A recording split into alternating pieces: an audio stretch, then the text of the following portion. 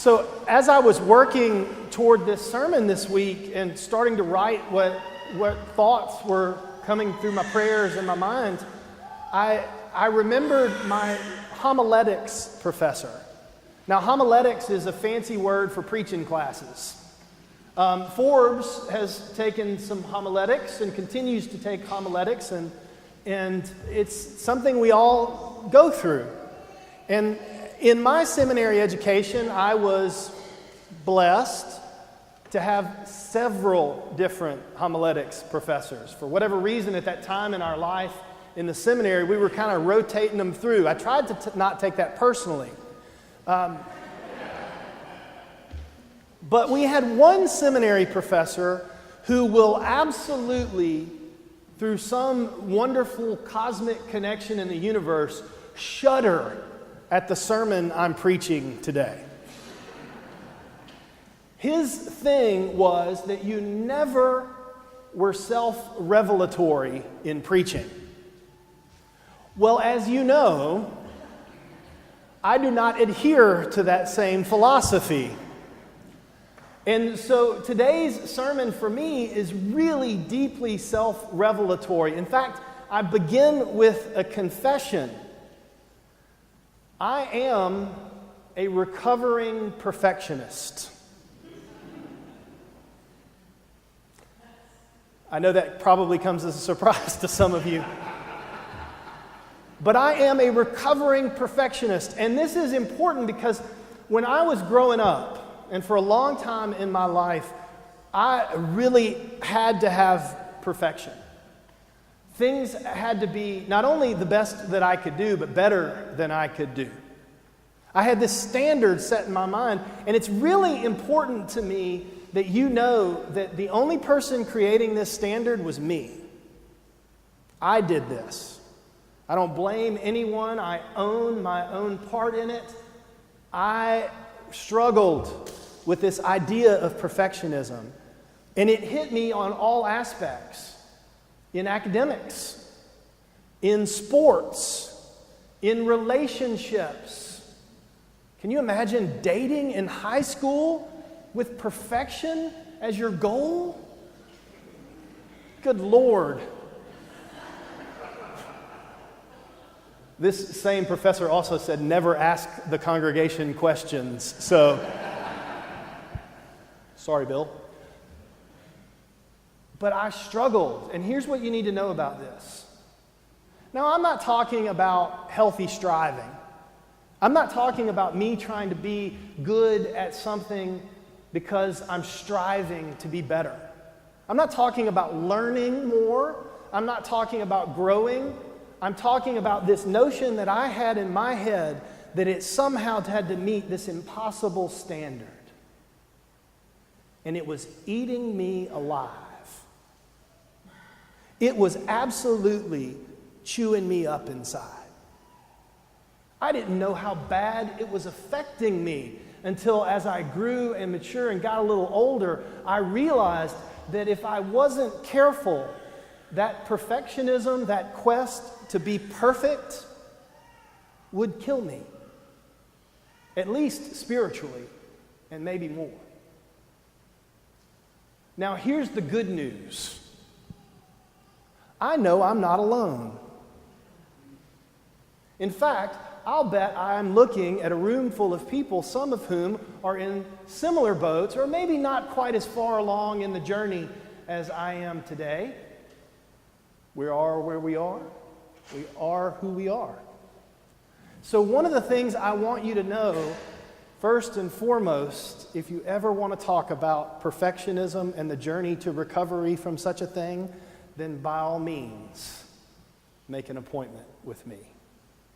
Because one of the most life-giving gifts that I have ever been given has been a support structure and a group of friends that could teach me that I will never be perfect. That could teach me that actually I'm more perfect in my imperfection than I ever could on my own steam. That the more I submit to the role of God in my life, the more that I give up myself so that myself can be known, the freer I am, and the more I recover my true self, which is far from perfect.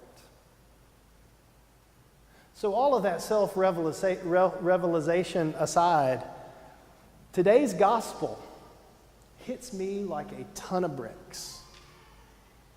Jesus is preaching what is for us the third part of the Sermon on the Mount.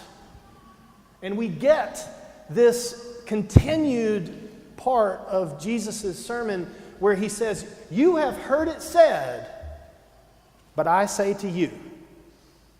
And he begins with a real doozy. You've heard it said, eye for an eye, tooth for a tooth. But I say to you, turn the other cheek. Let go. Give beyond your wildest understanding of what generosity means. Never miss a generous urge.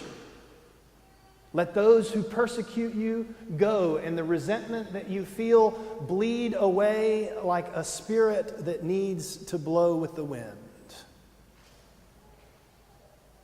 Okay? That's hard for a perfectionist to hear. But just to emphasize the point, Jesus says, you've heard it said, love your neighbor and hate your enemy. But I say to you, love your enemy. Now, this is perhaps one of the hardest things on the planet for us to do as faithful people. To love our enemies. I have a good friend who says, I don't have enemies. And I said to him, you're not trying hard enough.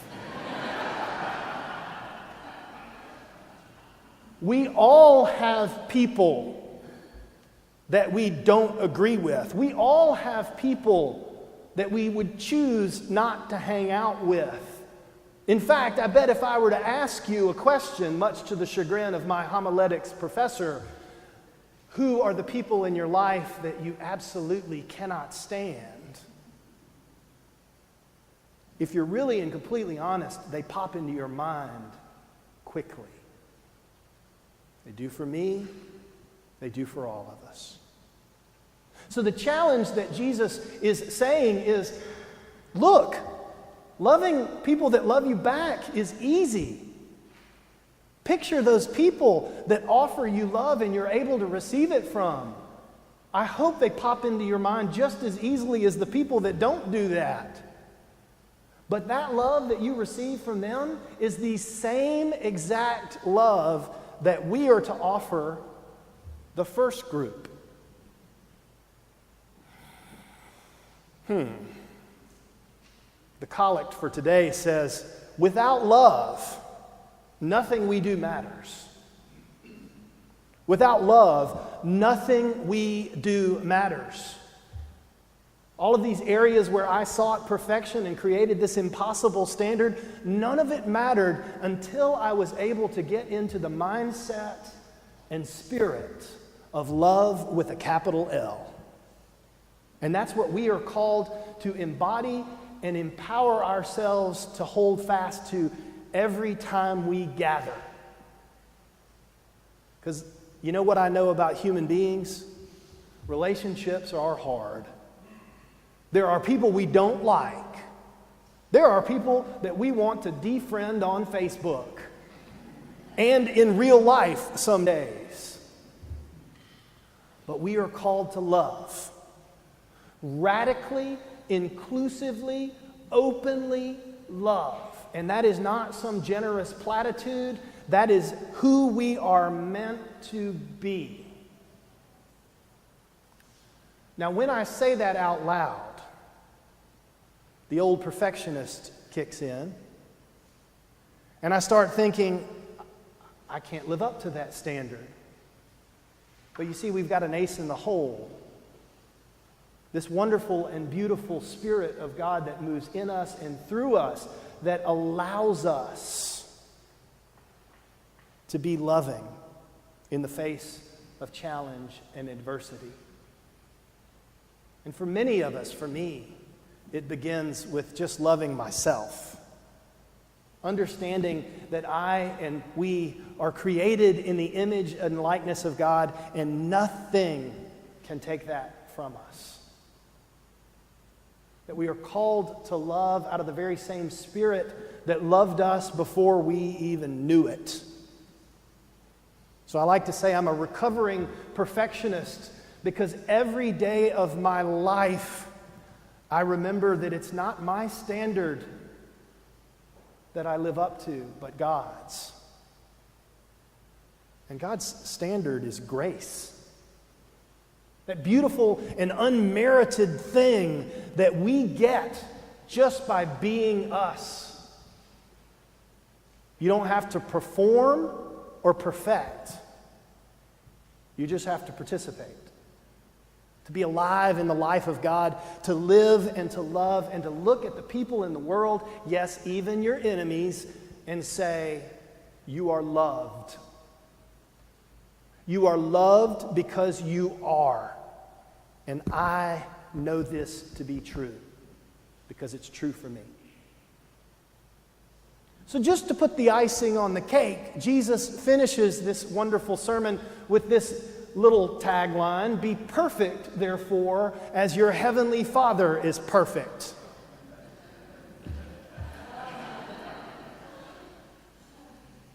But then I learned something powerful and important. That is not a past tense thing. When Jesus says be perfect, what he means is be perfected,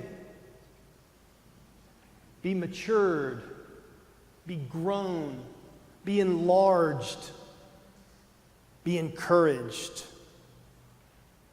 Be perfect, therefore, as your heavenly Father is perfecting you. Because we claim this image of God as our own, because we say we are marked and sealed as Christ's own forever, we have the ability to hold fast, to know that God is doing in us and through us more than we could ever ask or imagine, and it is real perfection. Not some impossible standard that I set in my own twisted ego, but in the peace that passes all of our understandings. Be perfect, therefore. Revel in the recovery of perfectionism and know that God, parent, Spirit, lover of us all, is creating a more perfect you. A transformed and transfigured person who makes a difference in the world, not through his or her own ego, but through love. Capital L, capital O, capital V, capital E. Amen.